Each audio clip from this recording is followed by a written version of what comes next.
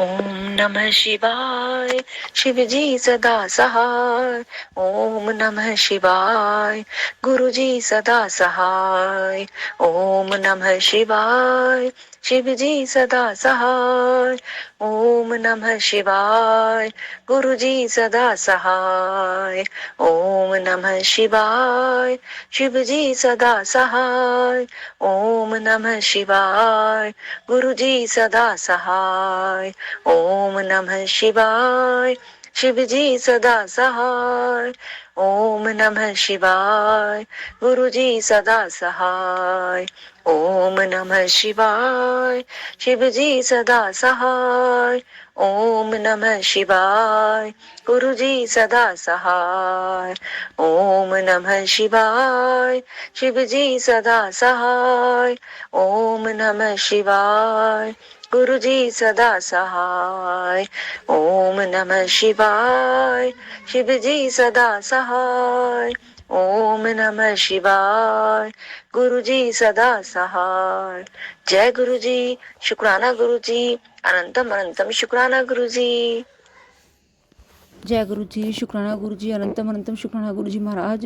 गुरु जी आज्ञा दे और हम शिव पुराण का अध्याय शुरू करते हैं। शिव जी द्वारा 10वें से लेकर 28वें योगेश्वर अवतारों का वर्णन। शिव जी कहते हैं कि ब्राह्मण 10वें द्वापर में त्रिधामा नाम के मुनि व्यास होंगे। वे हिमालय के रमणीय शिखर पर्वतोत्तम भृगु तुंग पर निवास करेंगे। वहाँ भी मेरे श्रुति विदित 4 पुत्र होंगे। उनके नाम होंगे भृंग, बलबंधु, नरामित्र और तपोधन। केतु श्रृंग 11वें द्वापर में जब त्रिव्रत नामक व्यास होंगे तब मैं कलयुग में गंगा द्वार में तप नाम से प्रकट होऊंगा। वहाँ भी मेरे लंबोदर, लंबाक्ष, केशलंब और प्रलंबक नामक 4 दृढ़व्रती पुत्र होंगे। 12वीं चतुर्युगी के द्वापर युग में शततेजा नामक के वेद व्यास होंगे। उस समय मैं द्वापर के समाप्त होने पर कलयुग में हेम कंचुक में जाकर अत्रि नाम से अवतार लूंगा और व्यास की सहायता के लिए निवृत्ति मार्ग को प्रतिष्ठित करूंगा। महामुने,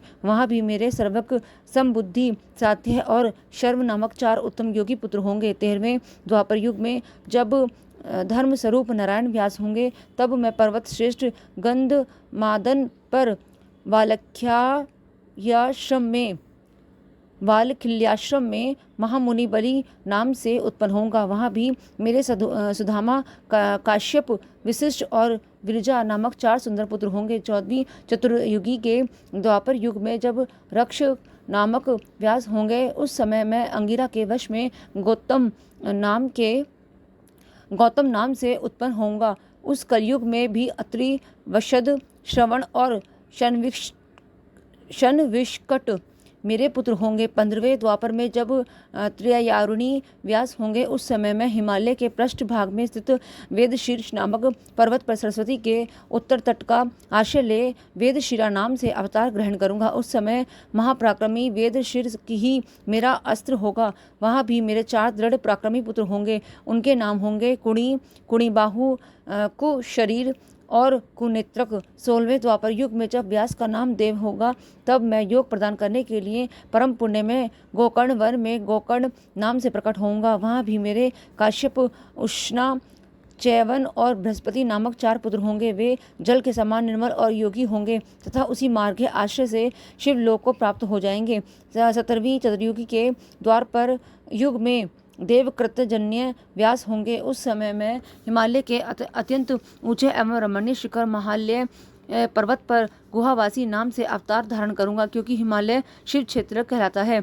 वहीं उत्तथ्य, वामदेव, महायोग और महाबल नाम के मेरे पुत्र भी होंगे। 18वीं चतुर्युगी के द्वापर युग में जब ऋतुंजय व्यास होंगे तब मैं हिमालय के उस सुंदर शिखर पर, जिसका नाम शिखंडी पर्वत है और जहाँ महान पुण्यमय सिद्ध क्षेत्र तथा सिद्धों द्वारा सेवित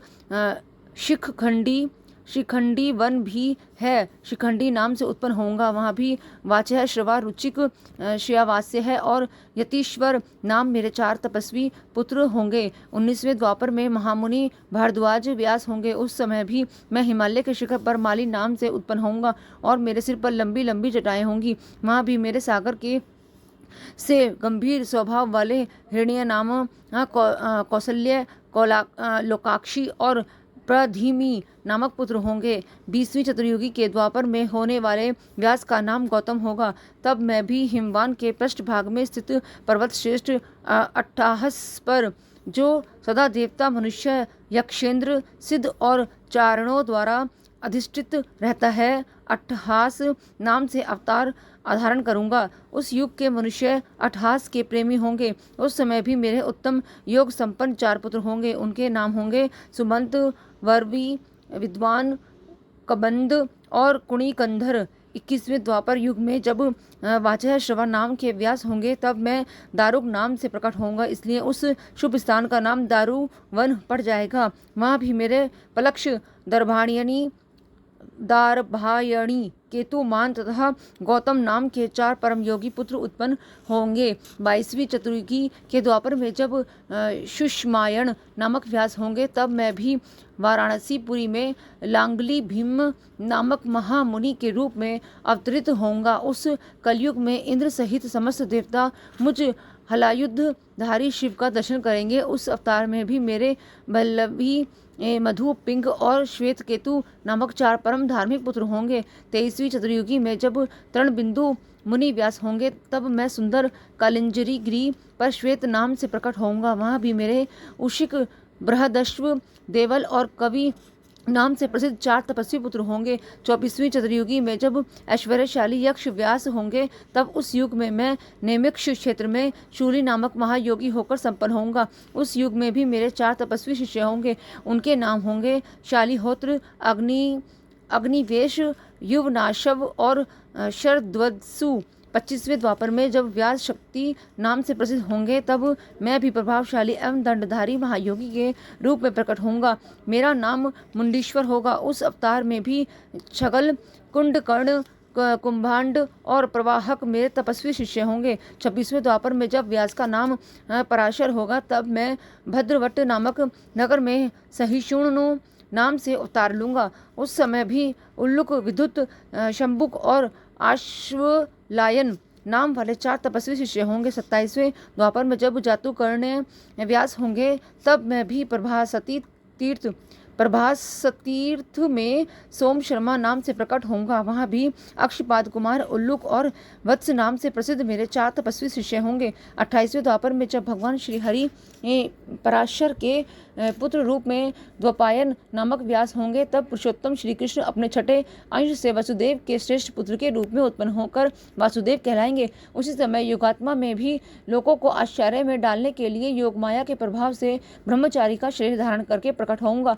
फिर शमशान भूमि में मृतक रूप से पड़े हुए अविच्छिन्न शरीर को देखकर मैं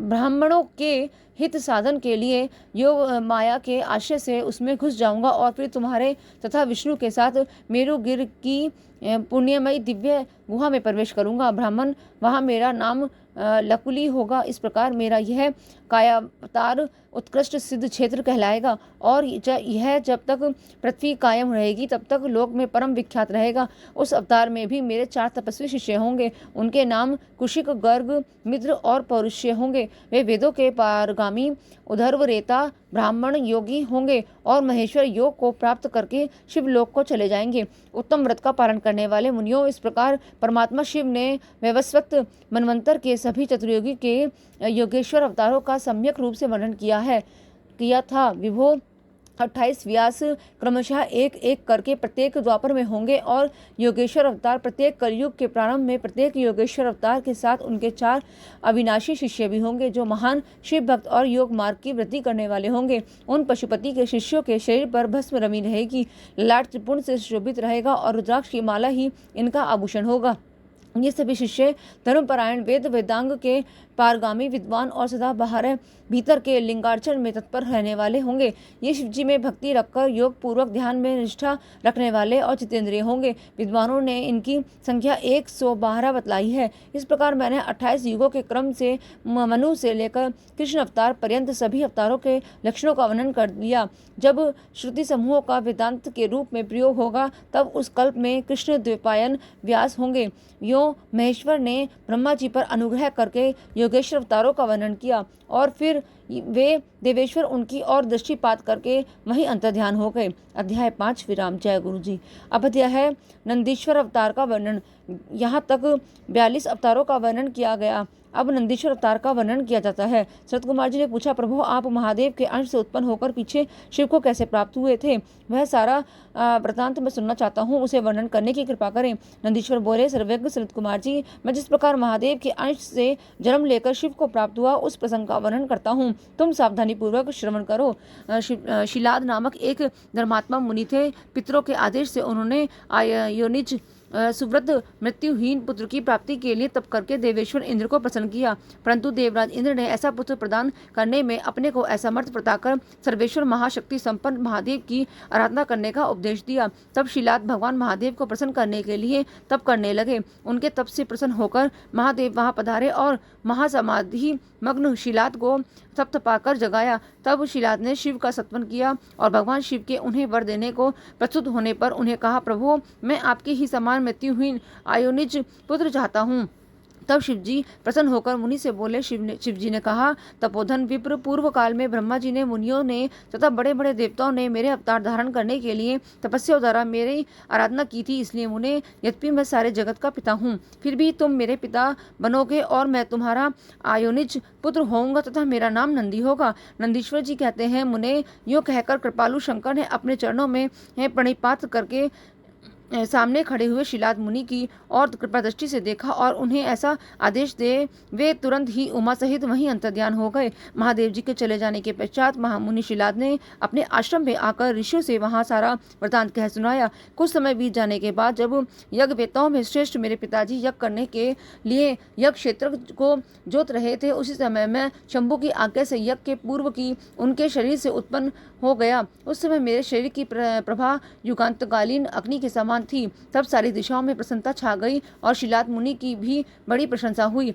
उधर शिलाद ने जब मुझ बालक को प्रलयकालीन सूर्य और अग्नि के सदृश प्रभाशाली त्रिनेत्र त्रिभुज प्रकाशमान जटा मुकुटधारी त्रिशूल और आयुधों से युक्त सर्वथा रुद्र रूप में देखा, तब वे महान आनंद में निमग्न हो गए और मुझ प्रणम्य को नमस्कार करते हुए कहने लगे। शिलाद बोले, सुरेश्वर, चूंकि तुमने नंदी नाम से प्रकट होकर मुझे आनंदित किया है, इसलिए मैं तुम आनंद में जगदीश्वर को नमस्कार करता हूँ। नंदीश्वर जी कहते हैं, मुने तदंतर जैसे निर्धन को निधि प्राप्त हो जाने से प्रसन्नता होती है, उसी प्रकार मेरी प्राप्ति से हर्षित होकर पिताजी ने महेश्वर की भली भांति वंदना की और फिर मुझे लेकर वे शीघ्र ही अपनी पर्णशाला को चल दिए। महामुनि, जब मैं शिलाद की कुटिया में पहुंच गया, तब मैंने अपने उस रूप का परित्याग करके मनुष्य रूप धारण कर लिया। तदंतर शालांग कायन नंदन पुत्र वत्सल शिलाद ने मेरे जात कर्म आदि सभी संस्कार संपन्न किए। फिर 5वें वर्ष में पिताजी ने मुझे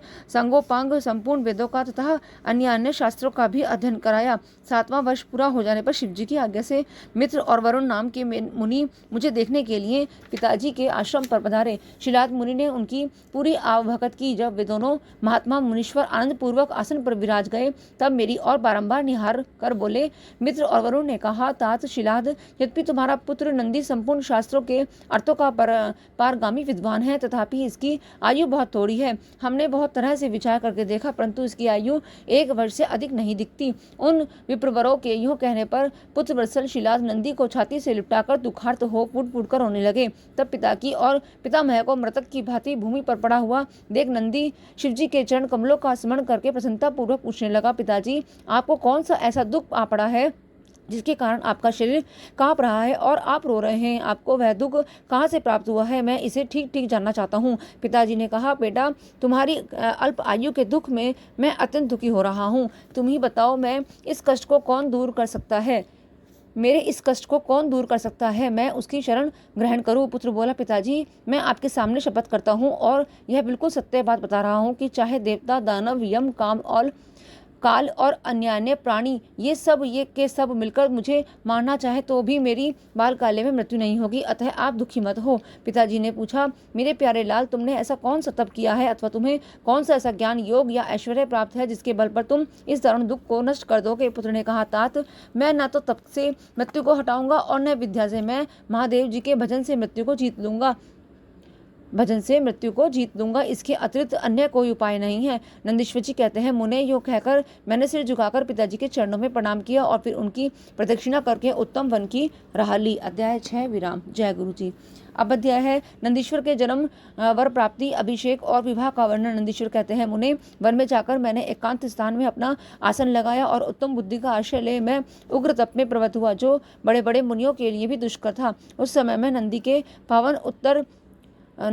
पावन उत्तर तट पर सुदृढ़ रूप से ध्यान लगाकर बैठ गया और एकाग्र तथा समाहित मन से अपने हृदय कमल के मध्य भाग में 3 नेत्र, 10 भुजा तथा 5 मुख वाले शांति स्वरूप देवाधिदेव सदाशिव का ध्यान करके रुद्र मंत्र का जप करने लगा। तब उस जप में मुझे तल्लीन देखकर चंद्रार्धभूषण परमेश्वर महादेव प्रसन्न हो गए और उमा सहित वहां पधार कर प्रेम पूर्वक बोले। शिव जी ने कहा, शिलाद नंदन, तुमने बड़ा उत्तम तप किया है। तुम्हारी इस तपस्या से मैं संतुष्ट होकर मैं तुम्हें वर देने के लिए आया हूँ। तुम्हारे मन में जो भी अभिष्ट हो वह वर मांग लो। महादेव जी के यूँ कहने पर मैं सिर के बल उनके चरणों में लौट गया और फिर बुढ़ापा तथा शोक का विनाश करने वाले परमेशान की स्तुति करने लगा।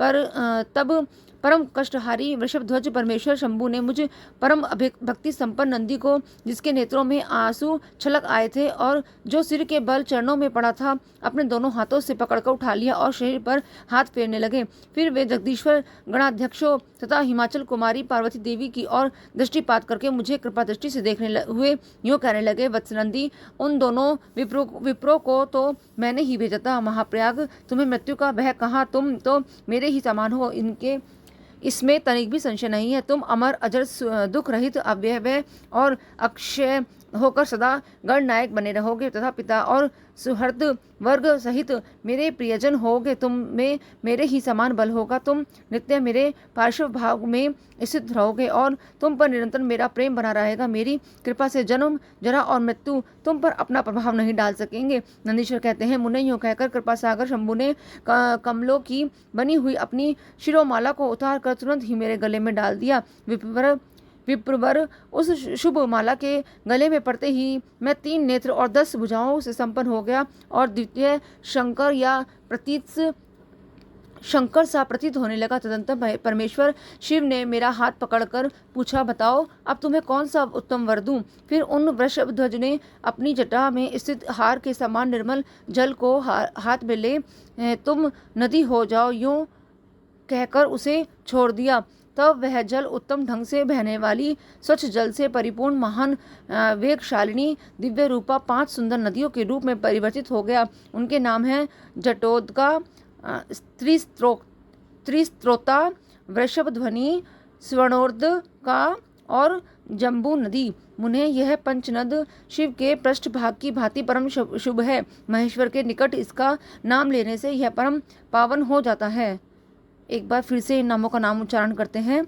उनके नाम हैं जटोदका, त्रिस्त्रोता, वृषभध्वनि, स्वर्णोदका और जम्बू नदी। मुने यह पंचनद शिव के पृष्ठ भाग की भांति परम शुभ है। महेश्वर के निकट इसका नाम लेने से यह परम पावन हो जाता है।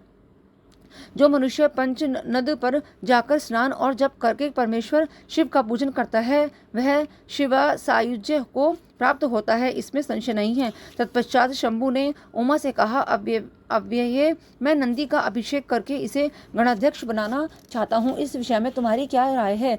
तब उमा बोली, देवेश, आप नंदी को गणाध्यक्ष प्रदान कर सकते हैं, क्योंकि परमेश्वर यह शिलाद नंदन मेरे लिए पुत्र सरीखा है, इसलिए नाथ यह मुझे बहुत ही प्यारा है। तदंतर भक्तवत्सल भगवान शंकर ने अपने अतुल बलशाली गणों को बुलाकर उनसे कहा, शिव जी बोले, गणनायकों, तुम सब लोग मेरे एक आज्ञा का पालन करो। यह मेरा प्रिय पुत्र नंदीश्वर सभी गणनायकों का अध्यक्ष और गणों का नेता है, इसलिए तुम सब लोग मिलकर इसका मेरे गणों के अधिपति पद पर प्रेम पूर्वक अभिषेक करो। आज से यह नंदीश्वर तुम लोगों का स्वामी होगा। नंदीश्वर जी कहते हैं, मुने शंकर जी के इस कथन पर सभी गणनायकों ने एवमस्तु कहकर उसे स्वीकार कर लिया और वे सामग्री जुटाने में लग गए। फिर सब देवताओं और मुनियों ने मिलकर मेरा अभिषेक किया। तदंतर मरुतों की मनोहारिणी दिव्य कन्या सुवेशा से मेरा विवाह करवा दिया। उस समय मुझे बहुत सी दिव्य वस्तुएं मिली। महामुने, इस प्रकार विवाह करके मैंने अपनी उस पत्नी के साथ शंभु, शिवा और ब्रह्मा और श्रीहरि के चरणों में प्रणाम किया। तब त्रिलोकेश्वर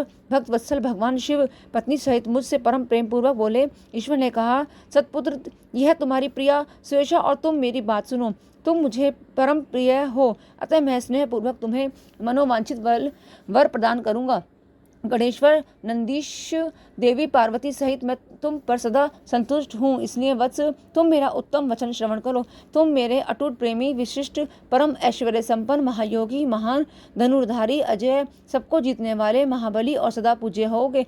जहाँ मैं रहूँगा वहाँ तुम्हारी स्थिति होगी और जहाँ तुम रहोगे वहाँ मैं उपस्थित रहूंगा। यही दशा तुम्हारे पिता और पितामह की भी होगी। पुत्र, तुम्हारे ये महाबली पिता परम ऐश्वर्यशाली, मेरे भक्त और गणाध्यक्ष होंगे। वत्स, यही नियम तुम्हारे पितामह पर भी लागू होंगे। अंत में तुम सब लोग मुझसे वरदान प्राप्त करोगे, मेरा सानिध्य प्राप्त करोगे। नंदीश्वर कहते हैं, मुनि, तत्पश्चात महाभागा उमा देवी उन वर देने के लिए उत्सुक ही हो मुझ नंदी से बोली, बेटा तू मुझसे भी वर मांग ले, मैं तेरी सारी अभिष्ट कामनाओं को पूर्ण करूँ दूंगी। तब देवी ने उस वचन को सुनकर मैंने हाथ जोड़कर कहा, देवी आपके चरणों में मेरी सदा उत्तम भक्ति बनी रहे। मेरी याचना सुनकर देवी ने कहा, एवं वस्तु ऐसा ही होगा। फिर शिवानंदी की प्रियतमा पत्नी स्वेच्छा से बोली। देवी ने कहा, वत्से, तुम भी अपना अभिष्ट वर ग्रहण करो। तुम्हारे 3 नेत्र होंगे, तुम जन्म बंधन से छूट जाओगी और पुत्र पौत्रों से संपन्न रहोगी। तथा तुम्हारी मुझ में और अपने स्वामी में अटल भक्ति बनी रहेगी। नंदीश्वर जी कहते हैं, मुने, तदंतर शिव जी की आज्ञा से परम प्रसन्न हुए ब्रह्मा, विष्णु तथा समस्त देवगणों ने भी प्रेम पूर्वक हम दोनों का वरदान दिए। तत्पश्चात परमेश्वर शिव कुटुंब सहित मुझे अपनाकर तथा उमा सहित वृष पर आरूढ़ हो संबंधियों एवं बांधवों के साथ अपने निवास स्थान को चले गए। तब वहां उपस्थित विष्णु आदि समस्त देवता मेरी प्रशंसा तथा शिव शिवा की स्तुति करते हुए अपने अपने धाम को चल दिए। वत्स, इस प्रकार मैंने तुमसे अपने अवतार का वर्णन कर दिया। महामुने, यह मनुष्य के लिए सदा आनंददायक और शिव भक्ति का वर्तक है। जो श्रद्धालु मानव भक्ति भावित चित्त से मुझ नंदी के इस जन्म वर प्राप्ति, अभिषेक और विवाह के वृतांत को सुनेगा अथवा दूसरों को सुनाएगा तथा पढ़ेगा या दूसरों को पढ़ाएगा, वह इस लोक में संपूर्ण सुखों को भोग कर अंत में परम गति को प्राप्त होगा। अध्याय 7 विराम। जय गुरु जी।